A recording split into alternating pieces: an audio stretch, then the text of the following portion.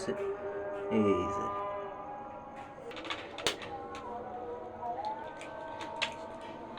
ও মাই god, একটা ডিম ভাঙলাম, ডিমের মধ্যে দুইটা কুসুম আমি পেলাম। এই যে দুইটা কুসুম, একটা ডিমের মধ্যে দুইটা কুসুম ছিল অনেক দিন পর। জাস্ট ওয়াও, ভাবতেই পারিনি একটা ডিমের মধ্যে দুইটা কুসুম থাকবে।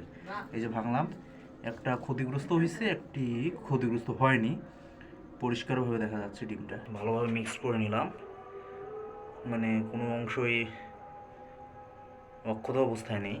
তবে মৃদু তাপে ডিম ভাজতে খুব ভালো লাগে, ডিমটা খুব সুন্দর হয়, পরিপূর্ণ হয়। এখন আমি একটু আগুনটাকে আরও জাগ্রত করে দিব, জাগিয়ে দিচ্ছি, এই জাগিয়ে দিলাম।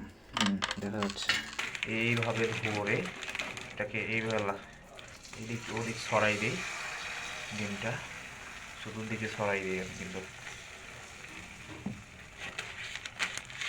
এটা আমি শিখছি বাসা থেকে, বাসায় মায়ের কাছ থেকে। মা এইভাবে ভাজে, আমি দেখতাম ছোটোবেলায়। ওটাকে আর কি, মানে কিছু কিছু শিক্ষা আর কি পরিবার থেকে কিছু কিছু শিক্ষা আসলে আমরা পেয়ে যাই, সেটাই আমরা কন্টিনিউ করার চেষ্টা করি। জানি না কেমন হলো, আপনারা হয়তো আরও ভালো করে ভাজতে পারেন ডিমগুলোকে।